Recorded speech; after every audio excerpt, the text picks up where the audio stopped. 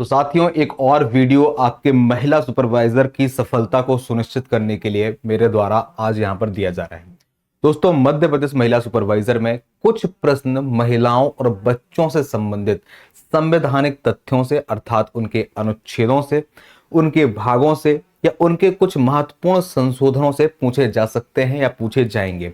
जो भी आज की इस छोटी सी क्लास में मैं आपको इंफॉर्मेशन दूंगा वो पूरी की पूरी रिलेवेंट इंफॉर्मेशन होगी। ज्यादातर या तो वो बच्चों से या महिलाओं से संबंधित होगी या फिर वो किसी ऐसे वर्ग से संबंधित होगी जहां पे हमारे सिलेबस में हिस्सा दिया है। अर्थात यदि कोई प्रावधान एसटी और एससी के लिए किया गया है या किसी भी वंचित वर्ग के लिए, ओबीसी के लिए कोई प्रावधान किया गया है, ईडब्ल्यूएस के लिए कोई प्रावधान किया गया है, तो ऐसी चीजें आपके एग्जाम के लिए इंपॉर्टेंट है।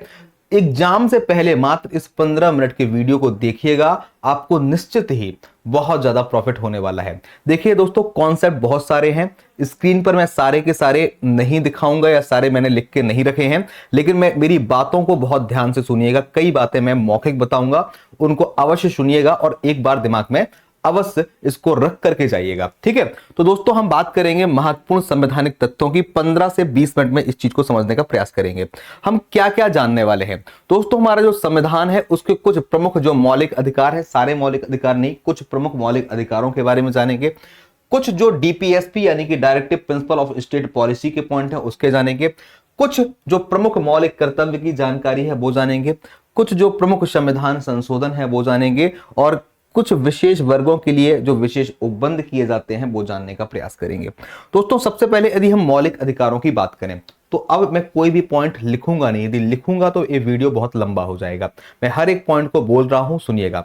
दोस्तों, हमारे सर्वांगीण विकास के लिए जो अधिकार भारत के संविधान ने हमें दिए हैं वो मौलिक अधिकार कहलाते हैं। ठीक है, मौलिक अधिकारों को भारत के संविधान में भाग 3 में लिखा गया है। कहां पे सर?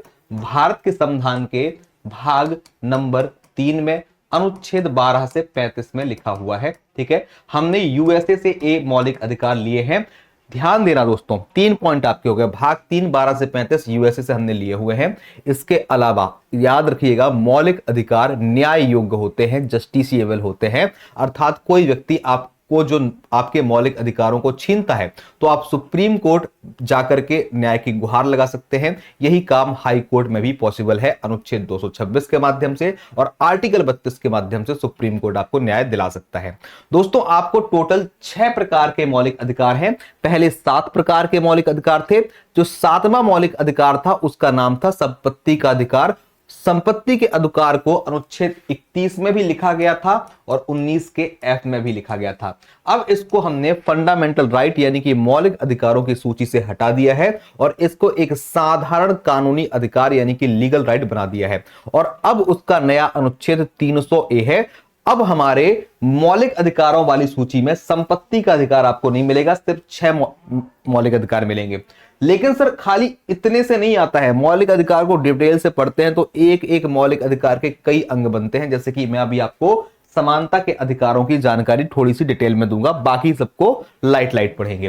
दोस्तों, हम यदि बात करें तो 6 प्रकार के जो मौलिक अधिकार हैं वो अनुच्छेद 14 से 18 में समानता के अधिकार हैं, 19 से 22 में स्वतंत्रता के हैं, 23 और 24 में शोषण के विरुद्ध अधिकार हैं, 25 से 28 में धार्मिक स्वतंत्रता के, 29 और 30 में संस्कृति और शिक्षा के जो कि अल्पसंख्यकों के अधिकार हैं, और 32 में संवैधानिक उपचारों का अधिकार है। सुप्रीम कोर्ट की रिट को जारी करने या आपके मौलिक अधिकारों का यदि छीना जा रहा है तो उसके लिए न्याय दिलाने का पावर है सुप्रीम कोर्ट का आर्टिकल 32 के माध्यम से। दोस्तों, यदि हम बात करें समानता के अधिकार की तो समानता के अधिकार आपको 5 रूप में मिलते हैं। 5 प्रकार से समानताएं दी जाती हैं। अनुच्छेद 14 से लेकर के 18 तक में ये मिलते हैं। आपके दिमाग में एक प्रश्न आएगा, उसको जल्दी से जवाब देता हूं। आप बोलेंगे सर आपने 12 13 क्यों छोड़ दिए? भाई 12 13 जो है वो मौलिक अधिकारों से संबंधित तो है लेकिन मौलिक अधिकार नहीं है। अनुच्छेद 12 में एक परिभाषा होती है, राज्य की परिभाषा। राज्य की परिभाषा में सरकारी तंत्र में आने वाली सारी चीजें शामिल की जाती हैं। और अनुच्छेद 13 होता है न्यायिक पुनरावलोकन। अर्थात संविधान कहता है कि सरकार कोई ऐसा नियम कानून नहीं बनाएगी जो मौलिक अधिकारों का हनन करती हो। यदि वो ऐसा कोई नियम कानून बना देती है तो सुप्रीम कोर्ट उसको शून्य घोषित कर देगा, उसको हटा देगा। अर्थात 12 13 से रिलेटेड तो है, हमारा मौलिक अधिकार से संबंधित है, लेकिन 12 13 में मौलिक अधिकार नहीं लिखा है। शुरुआत होती है 14 से। तो 14 में कानून की समझ समानता है, यानी कि कानून के सामने सब बराबर है, ना जाति ना धर्म ना कोई भी, और ये भारतीय विदेशियों दोनों के लिए होता है। अनुच्छेद 15 16 सिर्फ और सिर्फ भारतीयों के लिए है। अनुच्छेद 15 बोलता है धर्म, मूल वंश, जाति, लिंग या जन्म स्थान के आधार पर भेदभाव नहीं करना है। 16 बोलता है इन्हीं सभी आधारों पर जो यहां पे दिखाई दे रहे हैं, इन्हीं सभी आधार पर भेदभाव नहीं करना है, लेकिन सरकारी रोजगार या लोक नियोजन नौकरी के विषय में भेदभाव नहीं करना है। आप बोलेंगे सर जो रिजर्वेशन दिया जाता है वो तो भेदभाव है, देखने के लिए वो अपवाद लगेगा, लेकिन वो अपवाद नहीं है। किसी भी वर्ग को जब रिजर्वेशन दिया जाता है तो उनकी परिस्थितियों को ध्यान में रखते हुए दिया जाता है। उसके बारे में 2 मिनट पहले बाद में आपको बात करूंगा। 17 में अस्पृश्यता का उन्मूलन यानी कि छुआछूत के अंत की बात की जाती है। 18 में उपाधियों के अंत, यानी कि अब कोई राजा महाराजा नहीं रहेगा, सारी उपाधियां समाप्त कर दी जाएंगी, सिर्फ वे उपाधियां चलेंगी जो भारत सरकार हमको देती है या फिर जो सेना की तरफ से हमको दी जा रही हैं। ठीक है, अब हम आपको थोड़ा सा बताएंगे अनुच्छेद 15 के बारे में। आर्टिकल 15 बोलता है धर्म, मूल वंश, जाति, लिंग या जन्म स्थान के आधार पर भेदभाव का निषेध। इन सभी आधारों पर भेदभाव नहीं करना है। इसको थोड़ा सा प्रैक्टिकली 1 मिनट में समझ लीजिएगा।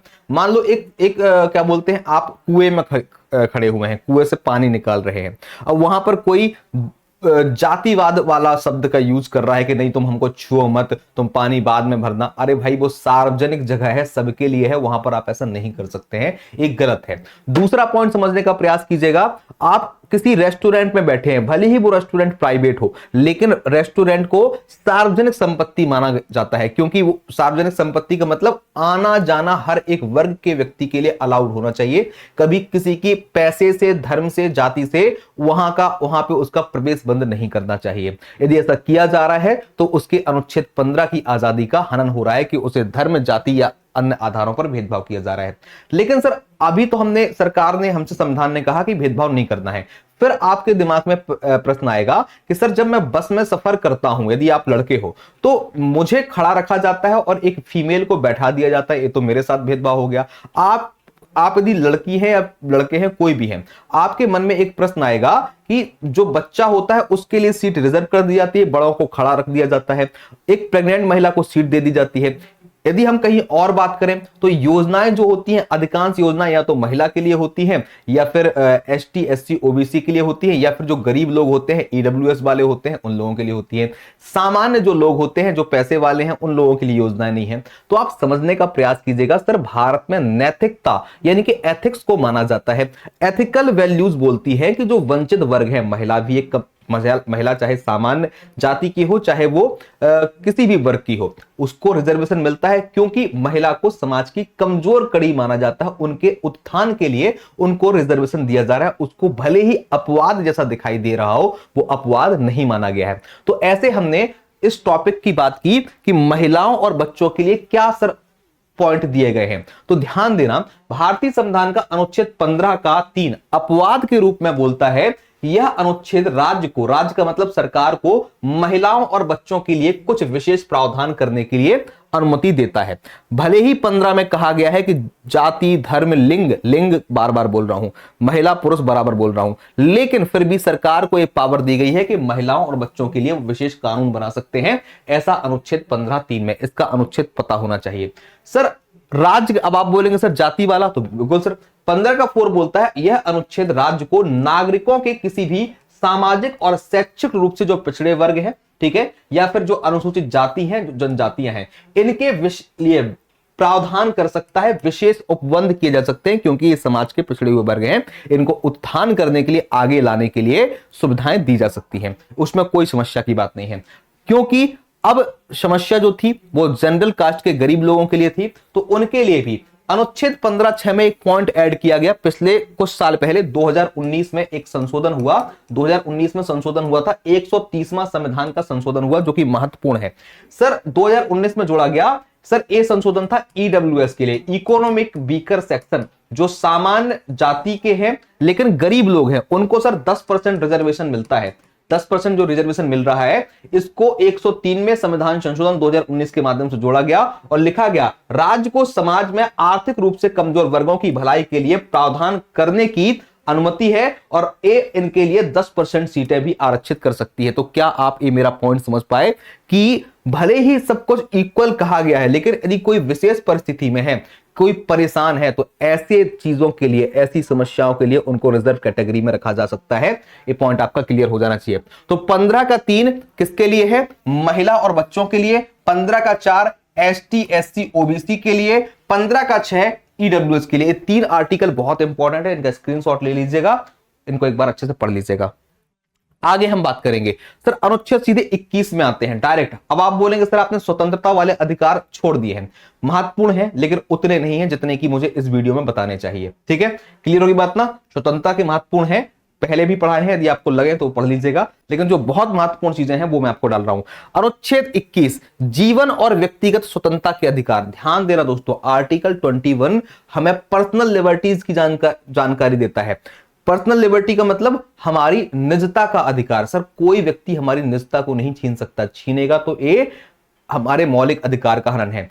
जीवन जीने का अधिकार, जीवन जीने में भोजन का अधिकार शामिल होता है, अच्छे स्वास्थ्य का अधिकार होता है, अच्छे वातावरण का अधिकार होता है, स्वस्थ हवा का अधिकार होता है। ये सारे के सारे आपके जीवन जीने के अधिकार हैं और इनको अनुच्छेद 21 में रखा गया है, याद रखिएगा। अनुच्छेद 21A, सर 21A पहले नहीं था। 21A को शिक्षा का अधिकार कहा जाता है, अनिवार्य शिक्षा का अधिकार। ये पहले नहीं था, इसको 86वें संविधान संशोधन 2002 के माध्यम से जोड़ा गया। जो 6 से 14 वर्ष के बच्चे हैं इनको निःशुल्क और अनिवार्य शिक्षा सरकार उपलब्ध कराएगी। ये बच्चे को मौलिक अधिकार है, गारंटी दी जा रही है। बहुत बच्चे 21A में, अनुच्छेद 45 में और 11वें मौलिक कर्तव्य में परेशान हो जाते हैं, उनको मैं क्लियर कर दूंगा। अभी पहले 21 से पढ़ लो। 21वां ए जो है ये मौलिक अधिकार है, ये मौलिक अधिकार है बच्चे को मिलने वाला। 45वां जो होगा वो डीपीएसपी होगा, वो सरकार का या राज्य का कर्तव्य कहलाएगा। और 11वां जो मौलिक कर्तव्य है वो माता पिता का या पेरेंट्स का कर्तव्य कहलाएगा। तीनों पॉइंट अलग होते हैं। ठीक है, तो 21 से पढ़ लिया। अनुच्छेद 23-24 बहुत इंपॉर्टेंट है, ये शोषण के विरुद्ध अधिकार है। 23वां बोलता है कि आप ह्यूमन ट्रैफिकिंग नहीं कर सकते हैं, किसी से जबरन मजदूरी नहीं करवा सकती हैं। तो जबरन मजदूरी में या किसी को खरीद फरोख्ती में बेच दिया जाता है, उनको खरीद लिया जाता है, इस पे रोक लगाता है अनुच्छेद 23। अनुच्छेद 24 बोलता है कि जो 14 वर्ष से कम उम्र के बच्चे हैं वो खतरनाक जगह पे काम ना करें, या फिर ऐसी जगह पे यदि रोजगार दिया जा रहा है तो रोजगार मत दीजिएगा उनको। ठीक है, अनुच्छेद 24 14 वर्ष से कम उम्र के बच्चों के लिए क्या करता है सर? मतलब उनको प्रतिबंध लगाता है कि आप वहां पे काम ना करें। देखो दोस्तों, वीडियो बहुत ज्यादा छोटा है, मैं वीडियो को लॉन्ग नहीं कर सकता हूं। इस टॉपिक को मैं खाली मौलिक अधिकारों को मैं 2-3 घंटे में पढ़ाता हूं, आपको 5 मिनट में 7 मिनट में पढ़ा रहा हूं। तो चीजों को शॉर्ट में बताया जा रहा है, जितना इंपॉर्टेंट है उतना। सर डीपीएसपी एक नया पॉइंट आता है। डीपीएसपी का फुल फॉर्म होता है directive principle of state policy. Hindi में इसे कहा जाता है राज्य के नीति निर्देशक सिद्धांत। अर्थात संविधान ने हमारी सरकार को, हमारे राज्य का मतलब सरकार होता है, ठीक है, सरकार को कुछ सिद्धांत दिए हैं कि आने वाले समय में आपको एक कार्य करने चाहिए। ध्यान देना दोस्तों, मौलिक अधिकारों का हनन होता है तो आप सुप्रीम कोर्ट या हाई कोर्ट जा सकते हैं न्याय के लिए। डीपीएसपी न्याय योग नहीं है, ना तो आप सुप्रीम कोर्ट जा सकते हैं ना ही हाई कोर्ट। यानी कि जो ये सिद्धांत लिखे हैं सरकार को करने चाहिए, अच्छी बात है, लेकिन सरकार फॉलो नहीं करेगी तो आप कुछ नहीं कर पाएंगे। सर डीपीएसपी कहां मिलेगा? भारतीय संविधान के भाग 4 में अनुच्छेद नंबर 36 से 51 में लिया है। आयरलैंड देश से हमने इसको कॉपी किया है, या फिर वहां से हमारा ये स्रोत है। ये 3 पॉइंट बता दिए। अब डीपीएसपी के जो आर्टिकल है शुरू तो 38 से होते हैं, लेकिन आपको मात्र 2 से 3 बहुत महत्वपूर्ण आर्टिकल पढ़ने हैं, ज्यादा नहीं पढ़ने हैं। 36 से 51 तक का एक बीच का बहुत इंपॉर्टेंट आर्टिकल आता है, अनुच्छेद 39D। पुरुषों और महिलाओं को समान कार्य के लिए समान वेतन दिया जाएगा या दिया जा रहा है। ऐसी चीज जो है अनुच्छेद 39D में लिखी हुई है कि सरकार का कर्तव्य है, राज्य का एक नीति निर्देशक सिद्धांत है, अर्थात ये डीपीएसपी का पॉइंट है। और इसमें कहा गया है कि भैया सरकार का कर्तव्य है कि पुरुषों और महिलाओं को समान कार्य के लिए समान सैलरी दिलवाइए, आपका एक कर्तव्य है। यदि सरकार नहीं दिलवा पाती है तो आप गला नहीं पकड़ेंगे उनका, कि ऐसा नहीं कि उनको पकड़ लीजिएगा। ठीक है, अनुच्छेद 42 बोलता है राज्य को न्याय उचित मानवीय कार्य स्थितियां तथा मातृत्व राहत। सर जो मैटरनिटी लीव मिलती है, जो महिलाओं को मैटरनिटी लीव मिलती है, 26 सप्ताह की जो छुट्टी मिलती है, प्रेगनेंसी के टाइम पे और पैसा मिलता है, मातृत्व राहत, उसका उल्लेख भारतीय संविधान के अनुच्छेद नंबर 42 में पहले से है, 42 नंबर के आर्टिकल में पहले से है कि सरकार का एक कर्तव्य है कि उसे ऐसे कार्य करने चाहिए। ठीक है, ये भी राज्य का एक नीति निर्देशक सिद्धांत। दो बहुत ही ज्यादा छांटे हुए आपके लिए आर्टिकल बताए हैं। इसके अलावा एक 45वां और एक 46वां बहुत बड़ा इंपॉर्टेंट है। आप बोलेंगे सर 44 भी इंपॉर्टेंट है, लिखना है लिख लो। 44 में यूनिफॉर्म सिविल कोड है, एक समान नागरिक संहिता, सभी धर्म के लोगों के लिए, भारत में रहने वाले सभी लोगों के लिए एक जैसा कानून होगा, इसको यूसीसी कहा जाता है। लेकिन कम महत्वपूर्ण था। 45 और 46 बहुत महत्वपूर्ण है। बच्चों की शिक्षा से ही 45 संबंधित है, लेकिन किस चीज से रिलेटेड है 45 समझना। अनुच्छेद 45 बोलता है कि सरकार का एक कर्तव्य है कि जो 14 वर्ष से कम उम्र के बालक हैं, 6 से 14 नहीं बोला है उसने, 6 से 14 नहीं बोला है, 14 से कम बोले हैं, 14 से या फिर सभी बालकों को 14 वर्ष की आयु पूरी करने तक या 14 तक निःशुल्क और अनिवार्य शिक्षा देना, ये सर कर्तव्य है किसका? सरकार का। ये सरकार का कर्तव्य है, अर्थात राज्य के नीति निर्देशक सिद्धांत में आता है आर्टिकल 45। और यही बात 21A में पढ़ी थी, तो 21A में बच्चे की एक अधिकार था, अब एक कर्तव्य है या फिर सरकार का कर्तव्य बोलेंगे। सरकार के कर्तव्य को राज्य के नीति निर्देशक सिद्धांत के रूप में बोलेंगे। सर अभी यही पॉइंट आपका मौलिक कर्तव्य में आने वाला है, एक मिनट बाद बताता हूं। अनुच्छेद 46 क्या है? आर्टिकल 46। ध्यान देना दोस्तों, समाज के जो वंचित वर्ग होते हैं, उन वंचित वर्गों को सरकार क्या देती है? सुविधाएं देती है। अभी थोड़ी देर पहले हमने यही पॉइंट मौलिक अधिकार में पढ़ा, और यही पॉइंट सरकार के निर्देशक सिद्धांतों के रूप में अनुच्छेद 46 में लिखा रहा होता है कि सर जो एससी है, जो एसटी है, या फिर समाज के जो भी कमजोर वर्ग हैं, उनको शैक्षणिक और आर्थिक हितों को प्रोत्साहित करना और सामाजिक अन्याय शोषण से उनकी सुरक्षा करना, ये अनुच्छेद 46 है। इसके पहले हमने यही इसी टाइप का पॉइंट अनुच्छेद 15 के 4 में कहां पढ़ा था? मौलिक अधिकार में पढ़ा था। ठीक है, मौलिक अधिकार सुप्रीम कोर्ट जा सकते हैं, इसके लिए नहीं जा सकते हैं। सर अब हम बात कर रहे हैं मौलिक कर्तव्य की, जो मौलिक कर्तव्य का बहुत इंपॉर्टेंट पॉइंट है। सर मौलिक कर्तव्य, पहली बात तो बता दें कि जब हमारा संविधान 26 जनवरी 1950 को बना था, लागू हुआ था, बना तो 26 नवंबर 1949 को था, तब मौलिक कर्तव्य हमारे संविधान में नहीं थे। एक व्यक्ति आए थे, सरदार स्वर्ण सिंह, इन्होंने एक समिति बना करके सिफारिश करी थी, और सिफारिश करने के बाद इन्होंने क्या किया? सिफारिश बताई अपनी सरकार को। इंदिरा गांधी जी की सरकार थी, देश में चल रही थी इमरजेंसी, तब हुआ था 42वां संविधान संशोधन, और इस 42वें संविधान संशोधन 1976 के माध्यम से मौलिक कर्तव्यों को हमारे भारत के संविधान भाग नंबर 4 का में और अनुच्छेद नंबर 4A में, यानी और अनुच्छेद नंबर, ये 4 लिखा है, भाग 4A में और अनुच्छेद 51A में जोड़ दिया गया। जब मौलिक अधिकार जोड़े गए थे तब इनकी संख्या 10 थी। जब ध्यान देना, जब मौलिक अधिकार जोड़े गए थे तब इनकी संख्या 10 कर्तव्य थे। फिर 86वां संविधान संशोधन 2002 में हुआ था, उसमें एक कर्तव्य आपका जोड़ा गया था माता पिता के लिए। 2002 में 86वां संविधान संशोधन हुआ था, तो माता पिता के लिए एक कर्तव्य जोड़ा गया, और उस कर्तव्य में कहा गया कि भाई आपके जो बच्चे हैं उनको उनके आप बेसिक जो स्वास्थ्य है उस स्वास्थ्य का ख्याल रखिए, और उनको अवश्य शिक्षा का अवसर प्रदान करिए, उनको स्कूल भेजिए। 6 से 14 वर्ष की आयु के बच्चों को शिक्षा के अवसर प्रदान करना तथा माता पिता के रूप में यह सुनिश्चित करना कि हमारा कर्तव्य है कि ऐसे अवसर उनके बच्चे को मिलते रहे, या अपने बच्चों को स्कूल भेजना, ये माता पिता का कर्तव्य है, और ये 11वां मौलिक कर्तव्य है। पॉइंट आपको ध्यान रखना है। ठीक है, चलिए एक और पॉइंट है सर पंचायती राज का। ध्यान देना दोस्तों, पंचायती राज, डीपीएसपी का एक पॉइंट और पढ़ लो। डीपीएसपी का एक पॉइंट था, अनुच्छेद नंबर 40 था डीपीएसपी का ही। ये डीपीएसपी का आर्टिकल बता रहे हैं, directive principle of state policy का। इसके अनुच्छेद 40 में लिखा था ग्राम पंचायतों का गठन करें, या ग्राम पंचायतों के गठन के लिए हमारे डीपीएसपी में सरकार कहती है, संविधान कहता है सरकार से कि आने वाले समय में आप ग्राम पंचायत को गठन करें।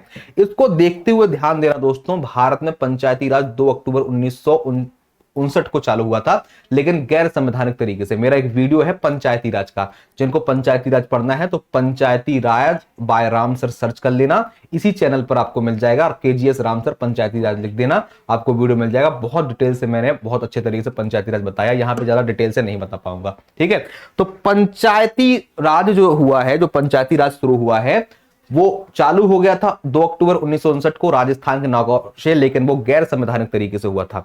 बात है 1992 की। 1992 में क्या हुआ था सर?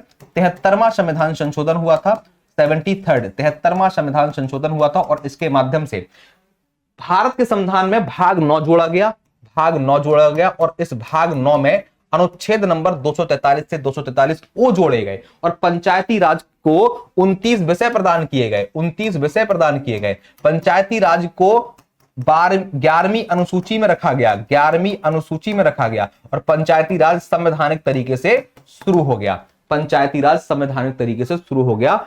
कुछ महत्वपूर्ण जो पॉइंट थे वो मैंने आपको बताए हैं, जो मैंने पॉइंट बताए हैं वही यहां पर लिखे हैं, स्क्रीनशॉट ले लीजिएगा, इसको पढ़ लीजिएगा, ठीक है। अब दोस्तों हम बात करते हैं कुछ और संवैधानिक पहलुओं की। तो उन संवैधानिक पहलुओं में ध्यान रखना, भारतीय संविधान में एससी आयोग का बनाया गया है। इसके लिए आर्टिकल इसका याद रखना, अनुच्छेद नंबर आर्टिकल नंबर 338 ए, ठीक है। एसटी आयोग भारतीय संविधान में बनाया गया है, एसटी के लिए आयोग बनाया गया है, इसका आर्टिकल होगा 338 बी, ठीक है, 338 बी, ठीक है। इसके अलावा भारत में अभी रिसेंटली ओबीसी आयोग बनाया गया है, ठीक है, ओबीसी आयोग बनाया गया है, इसका अनुच्छेद होगा, नहीं मैंने थोड़ा सा ऐसा लिख दिया है, ए भी इधर करना था, ए 338 है, ए 338 ए है, ए 338 ए है, और अरे 333 लिख गया है, 338 ए है, ए 338 बी है, ठीक है। ध्यान देना दोस्तों, 3 महत्वपूर्ण आर्टिकल अनुच्छेद 338 में एससी आयोग, एसटी आयोग 338 ए में, ओबीसी आयोग 338 बी में। यहां से प्रश्न देखने को मिलेगा, एक बार एससी एसटी आयोग, ओबीसी आयोग क्या होते हैं, इनको आप सर्च कर सकते हैं। ये संवैधानिक प्रावधान है, विशेष प्रावधान किए गए हैं वंचित वर्ग के लोगों के लिए। प्रमुख संविधान संशोधन की बात मैंने बताया है, सबसे ज्यादा महत्वपूर्ण कोई संविधान संशोधन है तो वो 42वां संविधान संशोधन है। उसमें बहुत सारे चेंजेस हुए थे, मैंने 2-3 बार आज 42वें संविधान संशोधन के बारे में बताया है। सर 42वें संविधान संशोधन से हमारी प्रस्तावना में 3 शब्द जोड़े गए थे, बार बार पूछे जाते हैं। वो 3 शब्द कौन थे प्रस्तावना के? एक था समाजवादी, एक समाजवादी नाम का शब्द था, समाजवादी शब्द था।